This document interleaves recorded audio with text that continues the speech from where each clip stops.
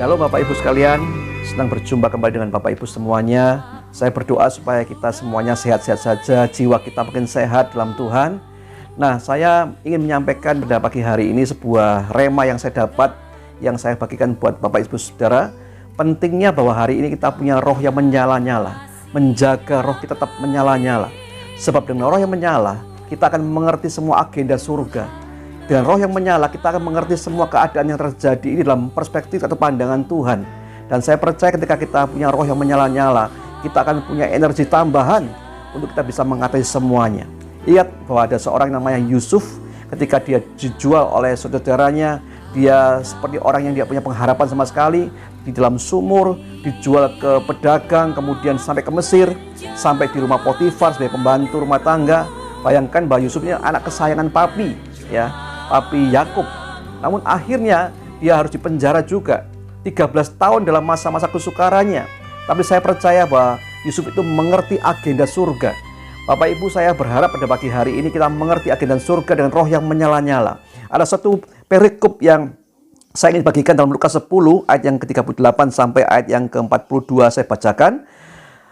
Ketika Yesus dan murid-muridnya dalam perjalanan, tibalah ia di sebuah kampung. Seorang perempuan yang bernama Marta menerima dia di rumahnya.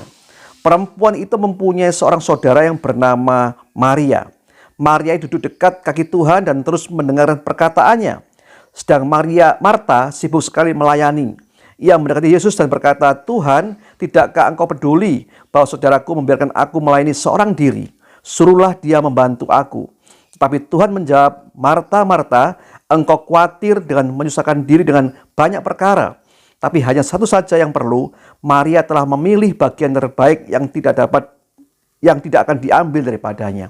Bapak Ibu, seringkali kita punya konsep bahwa kita ingin melayani. Kita punya konsep kita ingin bekerja lebih buat Tuhan. Namun saya beritahu ketika kita ini di luar agenda Tuhan, di mana kita ini bekerja menurut kemauan kita sendiri, semuanya tidak akan berarti apa-apa. Namun saya berdoa supaya kita seperti Maria ini yang mengambil bagian yang terbaik, yaitu duduk di kaki Tuhan, memposisikan diri sebagai hamba, dan haus akan firman Tuhan.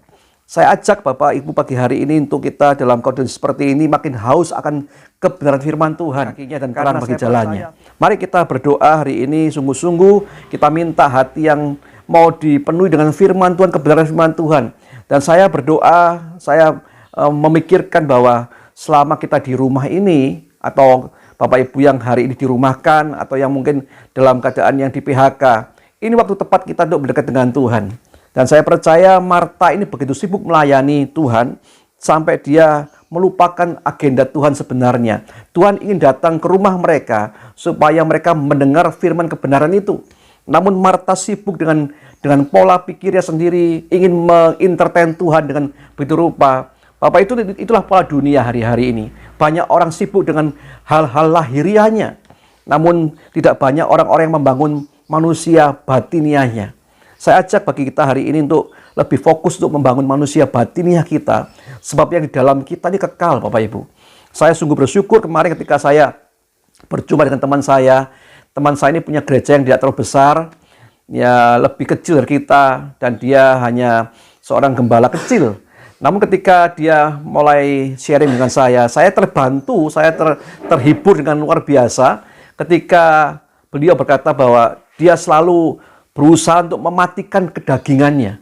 Bapak Ibu, Injil tentang penyangkalan diri, Injil tentang pikul salib adalah Injil yang hari-hari ini memang dihindari oleh banyak orang percaya. Bahkan gereja-gereja Tuhan menggambar-gemborkan bahwa ada berkat Tuhan, ada kelimpahan, ada kesuksesan dan sebagainya. Bapak Ibu, bukan kita anti berkat, bukan anti sukses, bukan anti kelimpahan. Namun sebenarnya bukan itu inti Injil. Inti Injil adalah ketika kita dipanggil Tuhan, kita pikul salib kita. Maksudnya kita menyangkal seluruh kedagingan kita yang lama ini. Banyak orang yang hidup dalam kedagingan yang lama, manusia lamanya. Sehingga ketika dia masuk dalam sebuah pelayanan, dia menjadi troublemaker. Kenapa? Karena sifat manusia dagingnya yang lama belum disalibkan di bawah kaki Tuhan Yesus. Sebab itu mari saya berdoa hari ini, biarlah Injil ini menjadi sebuah kekuatan kita semuanya. Memang kadang-kadang kala apa yang kita sampaikan memerahkan kuping kita, apa yang kita sampaikan sebenarnya memanaskan hati kita. Tapi mari Bapak Ibu mulai belajar bahwa tidak ada seorang hamba Tuhan atau gembala yang kepingin atau inginkan jemaatnya itu jatuh dan tergeletak. Namun saya hari-hari terbangun ketika teman saya itu berkata bahwa saya setiap hari atau menyalipkan daging saya.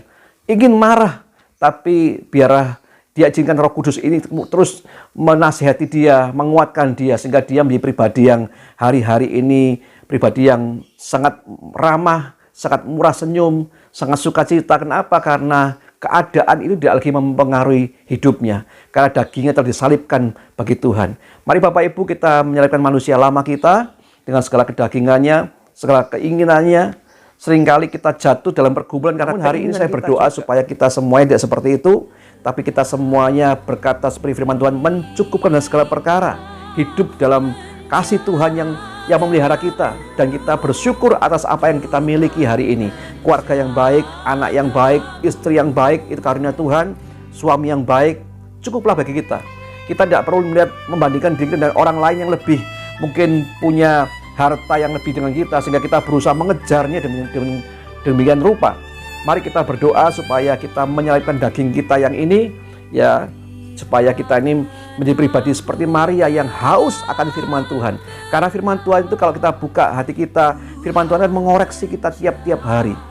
Dan ketika kita izinkan Roh Kudus membedah hati kita, kemudian Roh Kudus memberikan kekuatan untuk kita melangkah sesuai firman-Nya, saya percaya kok akan ada kemuliaan Tuhan yang disediakan bagi orang-orang seperti itu. Di masa susah seperti ini, sukar seperti ini, mari kita tidak lelah, tidak kemudian padam roh kita, tapi firman Tuhan kata, kobarkan roh kita, nyalakan roh kita. Yang bisa menyalakan itu adalah kita sendiri, bukan Roh Kudus.